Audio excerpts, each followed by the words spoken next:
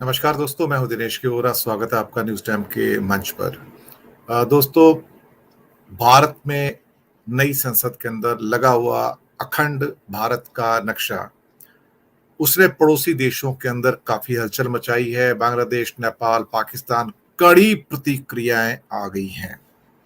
लेकिन अब नेपाल एक कदम आगे बढ़ गया है। अब नेपाल ने अपना अखंड नेपाल का नक्शा लगा दिया है, यानी कि ग्रेटर नेपाल का नक्शा लगा दिया है। खास तौर से काठमांडू के अंदर उनके मेयर के ऑफिस में लग गया है। और उस नक्शे के अंदर बहुत सारे भारत के एरियाज भी दिखाए गए हैं। इसमें सिक्किम भी है, बिहार का हिस्सा भी है, गढ़वाल कुमाऊं भी है, यानी कि उत्तराखंड है। इसके साथ ही हिमाचल का भी एक बड़ा पार्ट उसके अंदर है। आप कहोगे ये कैसा? नेपाल का जो डिवीजन हुआ था वो ब्रिटिश वार के टाइम में हुआ था, और जहां पर नेपाल का एक बड़ा हिस्सा नेपाल से अलग कर दिया गया था। उस हिस्सों के अंदर आपके गढ़वाल और कुमाऊं एरिया भी आते थे, तो दे वर सेपरेटेड। एक समय था कि जब वो नेपाल के राजा के अंतर्गत वो भाग आता था। ये सच है कि नेपाल का जो राज था वो कामरूप से लेके, यानी कि असम के एक पार्ट से लेके और वहां हिमाचल तक था। ये ग्रेटर नेपाल था। अब ये नक्शा लगा दिया गया है मेयर के ऑफिस में। This is a tit for tat. अब चलिए नक्शा देख लेते हैं।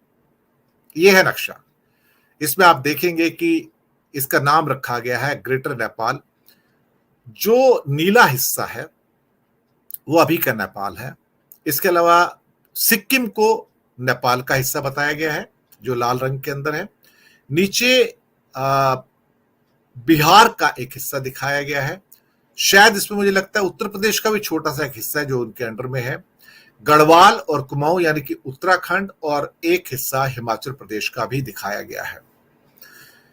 ये दरअसल भारत ने जो कहने की कोशिश की कि ये अखंड भारत है, और उसमें प्रहलाद जोशी जो कि भारत के कैबिनेट मिनिस्टर हैं, संसदीय कार्यों के राज्य मंत्री कहा जाए, उन्होंने कहा था अपने ट्वीट के अंदर, संकेत स्पष्ट है अखंड भारत। जो शब्द लिखे क्या है? संकेत स्पष्ट है अखंड भारत। और फिर उसके बाद भारतीय जनता पार्टी के मंत्रियों संतरियों सबकी लाइन लगी, आरएसएस की भी लाइन लगी। और मैंने सबसे पहले न्यूज टाइम के ऊपर इसका प्रोग्राम दिया था और कहा था कि भारत आग से खेल रहा है। आप पड़ोसी देशों की सॉवरेनिटी, संप्रभुता के ऊपर अपना दावा कर रहे हैं। आप एक्सपेंशनिस्ट यानी कि विस्तारवादी नीति की घोषणा कर रहे हैं। ये उनको स्वीकार नहीं होगा। हर व्यक्ति जो बीजेपी का बाहर निकल के आता है संसद से, उन्होंने यही कहा कि यह अखंड भारत का नक्शा है। जब आग को बढ़ते देखा, पाकिस्तान, नेपाल, बांग्लादेश से प्रतिक्रियाएं आते देखी, और वहां पे ऑफिशियल प्रतिक्रियाएं पाकिस्तान और नेपाल से आई, तो तब भारत सरकार ने रुख बदला और एक और झूठ बोला उसके बाद में। जी हां, भारत सरकार ने एक और झूठ बोला कि ये अशोक के जमाने का मैप है। अशोक के जमाने का मैप है? ये तो उसके ऊपर कहीं लिखा नहीं है कि अशोक के जमाने का मैप है। क्योंकि भारतीय जनता पार्टी के तो सभी लोगों ने सामने आके, क्योंकि विपक्ष तो वहां था नहीं, बायकॉट किया था, उन्होंने लिखा था ये तो अखंड भारत का नक्शा है, और उन्होंने अपने ट्वीट भी दिए इसके ऊपर। तो कौन उसके ऊपर अस्वीकार करेगा कि यह अखंड भारत नहीं था? और बाद में अपने आप को, इस झूठ को सत्य साबित करने के लिए, ताकि हमारी पोजीशन और एम्बेरेसिंग ना हो जाए, उन्होंने उसको अशोक के साम्राज्य का नक्शा बनाना शुरू किया। वो भी गलत है, मैं आपको बताऊं। अशोक का साम्राज्य इतना नहीं था जो दिखाया जा रहा है उसके अंदर। जहां पर अशोक के साम्राज्य की सीमाएं हैं, इसमें सीमाएं कहीं दिखाई नहीं गई हैं। और उसमें साउथ के बहुत सारे हिस्से थे जो अशोक के साम्राज्य में उस समय नहीं थे। लेकिन यहां पर दिखाने की कोशिश की गई कि अशोक के साम्राज्य में अफगानिस्तान से लेके और आगे पता नहीं कहां तक, थाईलैंड तक उनका लैंड था। ये तो म्यांमार और थाईलैंड के आगे चले जाते हैं। तो अशोक के साम्राज्य में म्यांमार और थाईलैंड कहां थे? यही झूठ है इनका, यही प्रपंच है इनका, यही इस सरकार का असली झूठ सामने आता है। क्योंकि अखंड भारत के नक्शे के अंदर थाईलैंड का हिस्सा भी आता है, म्यांमार पूरा आता है। श्रीलंका भी आता है। तो ये मैं कहने की कोशिश कर रहा था। जवाब मिलता है नेपाल से। अब नेपाल के मेयर ने नक्शा टांग दिया साहब, ग्रेटर नेपाल। ये तो झूठ बोल रहे हैं कि अशोक का नक्शा उसको अपने बचाने के चक्कर में, लेकिन नेपाल ने कोई झूठ नहीं बोला। नेपाल का झंडा लिखा है और लिखा ऊपर ये ग्रेटर नेपाल है। नीला हिस्सा हमारे पास है, लेकिन लाल हिस्सा उसको हमें वापस पाना है, क्योंकि ये हमारे हिस्से थे। अब भारत सरकार क्या कहेगी?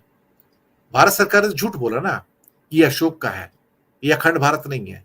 लेकिन भारतीय जनता पार्टी के सभी नेताओं ने कहा अखंड भारत है, ट्वीट भी किए, रिएक्शन भी आई, अखबारों में निकला अखंड भारत है। सही बात थी। पाकिस्तान को क्या पता लगता था ये अखंड भारत है? उन्होंने यहां से सुना तभी तो कहा अखंड भारत है, और उनके विदेश मंत्रालय से प्रतिक्रियाएं आई। बांग्लादेश के लोगों की और राजनीतिक दलों की भी प्रतिक्रियाएं आई। लेकिन नेपाल ने टिट फॉर टैट किया, रिएक्ट किया और कहा कि ये एरिया हमारा है सारा का सारा, हमें वापस करो और हमें ग्रेटर नेपाल फिर से बनाना है। लीजिए साहब, अब देखते हैं भारत सरकार क्या जवाब देती है। यही होता है जब आप अग्नि से खेलोगे, दूसरे राज्यों की, दूसरे देशों की संप्रभुता से खेलोगे, तो सामने से भी जवाब ऐसे आएंगे। कभी कभी भारत को क्या लगता है, इस समय के भारत को, ये जो अभी की सरकार है, कि ये सारे जो पड़ोसी देश हैं ये हमारे राज्य हैं, और ये इनके यहाँ जो बैठे हुए प्राइम मिनिस्टर या प्रेसिडेंट हैं वो हमारे मुख्यमंत्री हैं, मैं उनको कभी भी डिसमिस कर सकता हूं।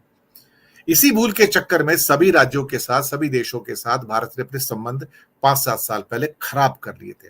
फिर धीरे धीरे इन्हें अक्ल आती है कि ये तो भाई देश है, इनके साथ तो हम ऐसे ट्रीट नहीं कर सकते जैसे अपने राज्यों के साथ ट्रीट करते हैं। ये कहानी है सारी की सारी एक किस्म से एरोगेंस की, अहंकार की, और पड़ोसी देशों से अपने संबंधों को खराब करने की। धन्यवाद दोस्तों, हमारे साथ बने रहने का। फीडबैक दीजिएगा। न्यूज टाइम एसटीएस न्यूज को सब्सक्राइब करना बिल्कुल मत भूलिएगा, और हाँ, बेल आइकन जरूर दबाइएगा, ताकि जैसे ही नए एपिसोड आते हैं तुरंत आप तक पहुंच जाए। शुक्रिया।